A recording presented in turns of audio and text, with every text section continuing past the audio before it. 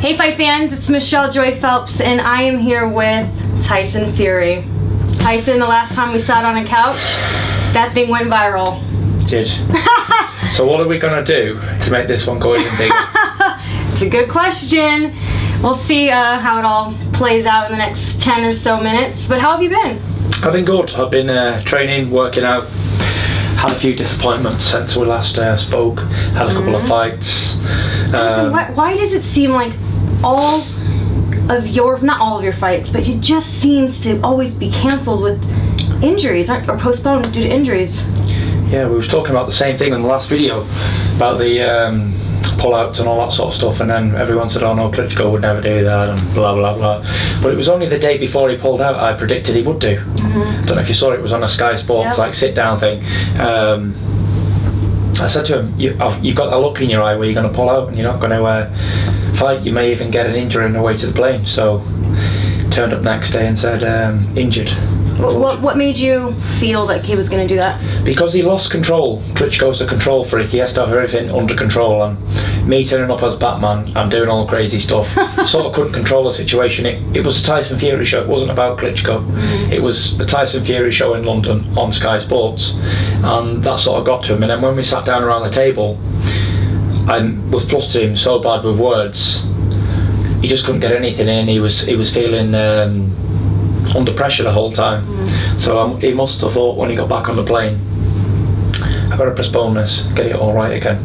Training's not been well, I've been running around with my wife and child, and this has been going on, that's been going on.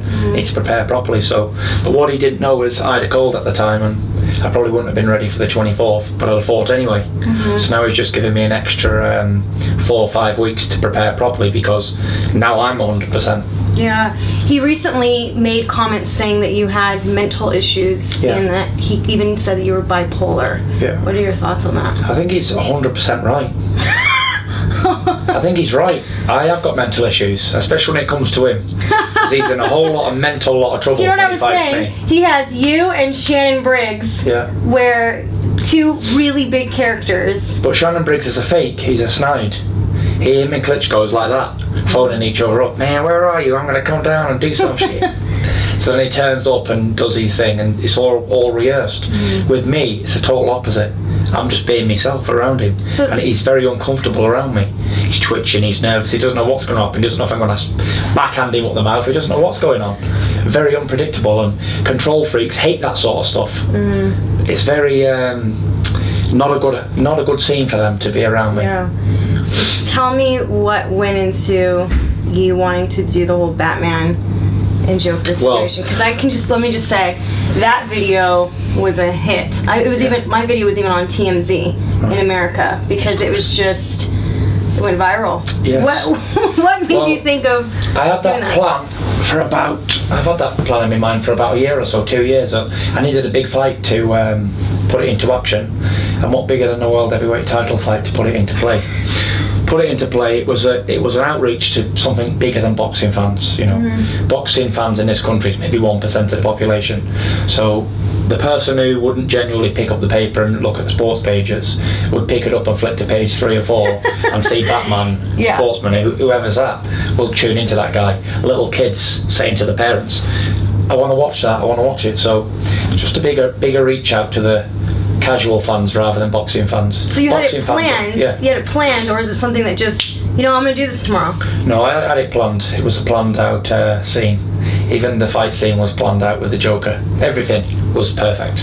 And the fact that all of the belts went falling, tumbling over. That was a planned scene as well. That was planned. See, Klitschko get into his mind. He's a control freak, isn't he? He values things like, everything's got to be precise, put them out that way. Then I've rolled into the table, knocked them all over, we're laying up and down them on the floor. It is what it is. I think he's very mentally fragile, and he can be overcome with actions. Do you have anything else up your sleeve?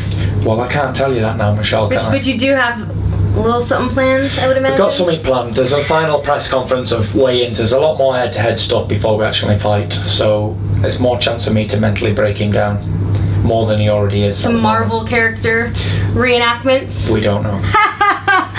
We don't know. You're so entertaining. I mean, have you always just been this way? Even as you were younger, a kid, did your parents ever? Not really. This is my. I've not always been like I was. I used to be a shy kind of character. Growing up. What? As soon as I started boxing, everything switched and changed. Really? From the age of like 13, 14. Was that because maybe your confidence built up? Not just that. I've always been quite confident, but being around boxing and being involved in boxing fights enables you to go in there and perform. You're on a stage, right, in a boxing ring. I always thought of it as a play, as an act, rather than a sports match. Even as amateur, I was doing all crazy stuff. So I had a chance to practice it over and over again, and I was always quite comfortable talking to people and talking in front of cameras and all that sort of stuff. So, and what was the whole inspiration behind becoming a boxer? Inspiration behind it was, I suppose, my dad was a boxer. Boxing's in my family heritage, so I was just going down the long road of fighters before me who all went and tried to be fighters and whatever, so I thought I'd be another chip off the old block and get down that avenue. Basically, I didn't have no other form of education or any other ways of getting forward in life, so I decided to be a boxer, and luckily enough I was successful. Out for you. Yeah. Would you want your children to be boxers? Not really, because I know how hard boxing is, and how many people are trying to become champions or make money out of boxing, and how many people actually succeed with doing that. Not very many. You can probably count the richest like boxers on your hands, the ones who make money. So it's not really about that. My kids, I want them to do something else, get a proper education, do something with their life. Not that being the #1 mandatory fighter for the heavyweight championship of the world is not doing something with your life. You know, that's very modest. But I just like them to do something different. I know how hard sports are in period. Like, whatever you're going to do, whether it's a girl, boy, whatever it is, whatever they decide to do in sports, it's going to be really hard. There's so many people out there trying to make it, and it was lucky for me that I grew up to be 6'9" and 18 stone and blessed with a bit of ability, so I wouldn't like them to do it. Hey fight fans, if you guys haven't already done so, make sure you download the Behind the Gloves app. It's free, and it features really cool stuff like a fight calendar that reminds you of all the upcoming fights, and it allows for you to, with one click, to remind yourself directly to your phone. And it also features 24/7 breaking news that's going on in boxing. So make sure you guys go ahead and do that and subscribe to this channel.